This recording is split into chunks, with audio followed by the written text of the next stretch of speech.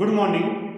आज हम यहाँ पर कक्षा 8 में गणित विषय में घन और घनमूल जो पाठ है हमारा उस पर आधारित प्रश्नावली के सवाल करेंगे। तो आज हम इसमें कर रहे हैं प्रश्नावली 7.2 के सवाल घन और घनमूल पाठ का।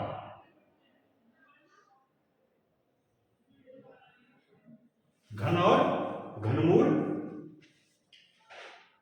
और इसमें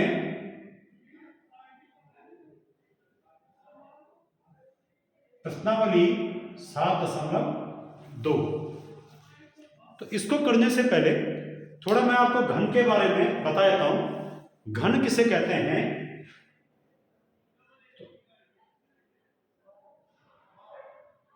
ऐसी आकृति जो त्रिविमीय होती है और जिसकी लंबाई चौड़ाई ऊंचाई बराबर होती है।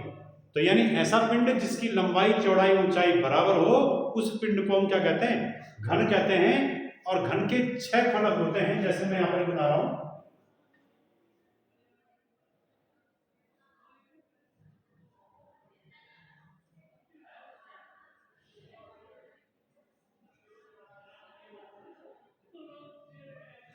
ये घन हो गया, इसकी ये लंबाई हो गई, ये इसकी लंबाई हो गई, ये इसकी चौड़ाई हो गई और ये इसकी क्या हो गई? ऊंचाई। अगर इसकी लंबाई 5 सेंटीमीटर है तो इसकी चौड़ाई भी क्या है? 5 सेंटीमीटर है और ऊंचाई भी क्या है? 5 सेंटीमीटर है। ठीक है, तो ये घन हो गया। इसकी प्रत्येक लंबाई चौड़ाई ऊंचाई क्या होगी? बराबर होगी। और इसके 6 फलक होंगे। एक फलक ये हो गया, एक फलक ये हो गया, दूसरा, तीसरा फलक ये हो गया, चौथा फलक ये हो गया, पांचवा फलक ये हो गया और छठवां फलक ये हो गया। ठीक है, जैसे आपका कमरा है जिसके ऊपर लेंटर पड़ा है तो वो भी या लकड़ी का गुटका आता है। ठीक है, या आपका लूडो में जो खेलते हैं हम डाइस, पासा, वो भी क्या घन का एक एग्जाम्पल है। तो उस लूडो का जो पासा होता है उसमें लंबाई चौड़ाई ऊंचाई बराबर होती है और आप देखते हैं उसके क्या है? 6 फलक हैं। जैसे एग्जाम्पल के लिए मैं यहां पर इसको ले लूं, अगर तो एक फलक ये हो गया, दूसरा फलक हो गया, 2 फलक, 3 फलक, चौथा फलक, पांचवा फलक, छठवां फलक। और अगर तो ये क्या है? ये समय वैसे घनाभ है क्योंकि इसकी लंबाई चौड़ाई ऊंचाई बराबर नहीं है, परंतु अगर इस 6 फलक वाली जो संरचना है इसकी लंबाई चौड़ाई और ऊंचाई यदि ये तीनों बराबर हो जाएं तो ये क्या कहलाएगा? तब घन कहलाएगा। घनाभ में क्या होता है? लंबाई चौड़ाई ऊंचाई बराबर नहीं होती है। अब इसमें हम ये देखते हैं कि कुछ संख्याएं ऐसी होती हैं, जैसे एक को हम 1 गुणा 1 लिख सकते हैं। 1 एकम 1। ठीक है ना? इसी प्रकार से अगर हम 2 को 3 बार लिखें और गुणा करें तो 2 दूनी 4 दूनी 8। ऐसे हम 3 को 3 बार लिखें, 3 3 9 3 और गुणा कर दें तो ये 3 3 9 3 27। तो इस प्रकार की संख्याएं आ रही हैं। 4 को 3 बार लिखें और गुणा करें तो 4 चौको 16 चौको 64। तो ये जो संख्याएं आई 1 8 27 64 ऐसे आ गई। 5 को 3 बार लिखा और गुणा किया, 5 पंजे 25 पंजे 125। तो ये जो संख्याएं आई ये संख्याएं कहलाती हैं पूर्ण घन संख्याएं।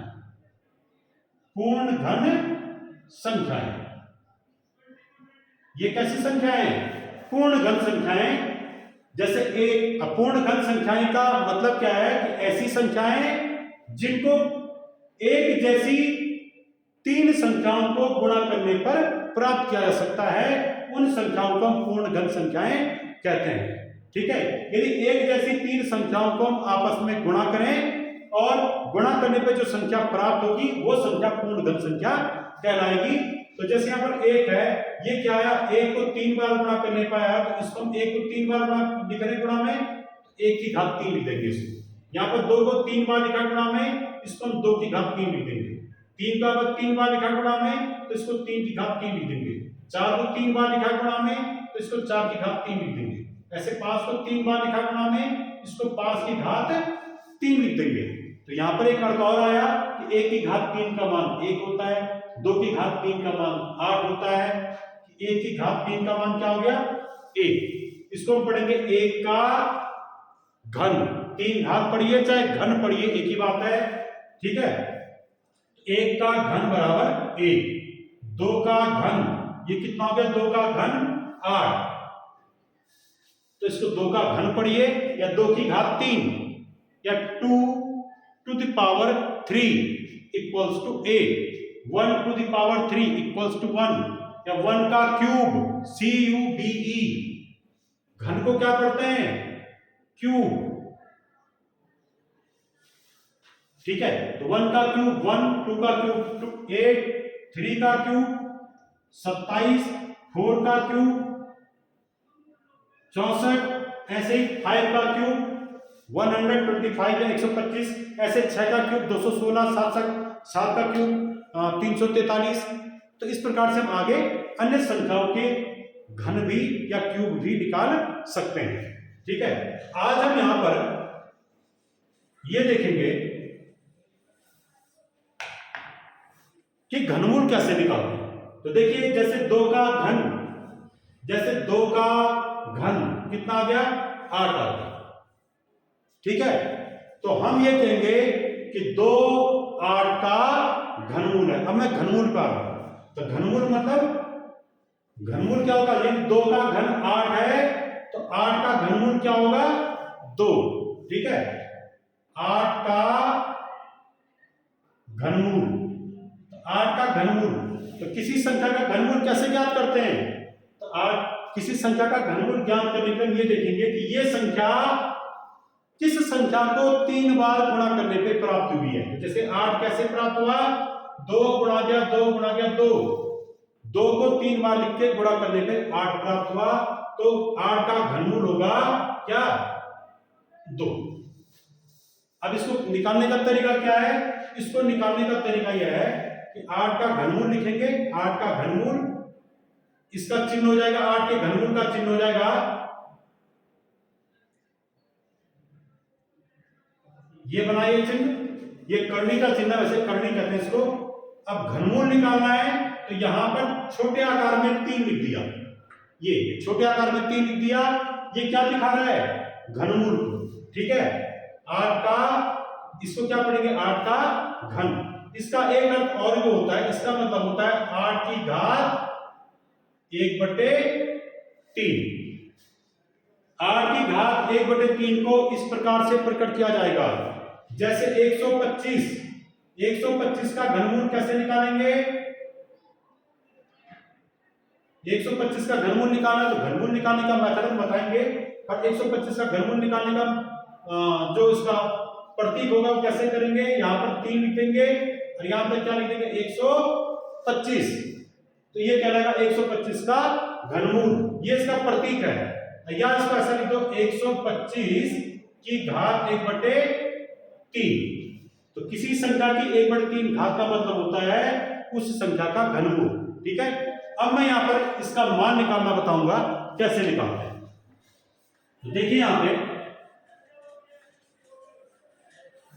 हम प्रश्नावली 7.2 का एक सवाल पकड़ रहे 512,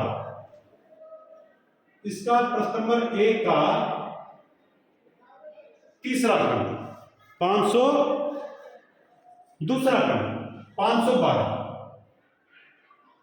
512 का घनमूल। तो इसका घनमूल निकालने का तरीका क्या है, हम इसके करेंगे अभाज्य गुणनखंड। क्या करेंगे अभाज्य गुणनखंड, इस प्रकार से कीजिए। पहले इसमें किसका भाग जा रहा है 2 का, 2 का भाग, इसमें 2 दूनी 4, कितना बचा 5 से 4 घटा के 1, 1 के आगे लिखिए कितना बना 11, 2 का भाग 11 में 5 बार, 2 पंजे 10, 11 में से 10 घटाओ 1, 1 के आगे 2 लिखो 12 बन गया, 2 का भाग 12 में 6 बार 256। फिर इसमें भाग दीजिए 2 का, भाग केवल अभाज्य संख्याओं का देंगे, ठीक है। तो 2 अभाज्य संख्या से 2 का भाग दिया, ठीक है ना। 4 या 8 का भाग नहीं देना है डायरेक्ट, 4 या 8 अभाज्य संख्या नहीं है, ठीक है। 8 2 का भाग दीजिए, 2 का भाग इसमें एक बार जा रहा है, 2 का 2 का भाग में 2 का 2 में भाग 1 बार, 5 में 2 बार गया, 2 दूनी 4, बचा यहां से 1 उतारा 6, 16 बन गया, 2 का भाग 16 में 8 बार। फिर 2 का भाग इस 12 में लीजिए, 2 छक्के 12, फिर 2 चक्को 8, फिर 2 का भाग इस 64 में कितनी बार गया, 32 बार, 2 3 6, 2 दूनी 4, फिर 2 का भाग 32 में 16 बार, फिर 2 का भाग इसमें 8 बार, 2 का भाग इसमें 4 बार, 2 का भाग इसमें 2 बार, फिर 2 का भाग इसमें 1 बार।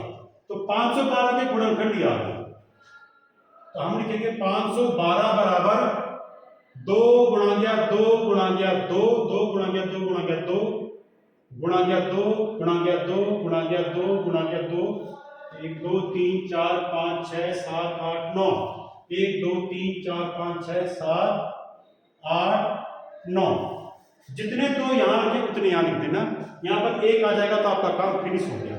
अब लिखेंगे 512 का घनमूल, तो घनमूल के लिए क्या करेंगे, यहां पर ये घनमूल का चिन्ह बनाया ऐसा, ठीक है, ये 512 का घनमूल और यहां पर भी ये चिन्ह बना दिया।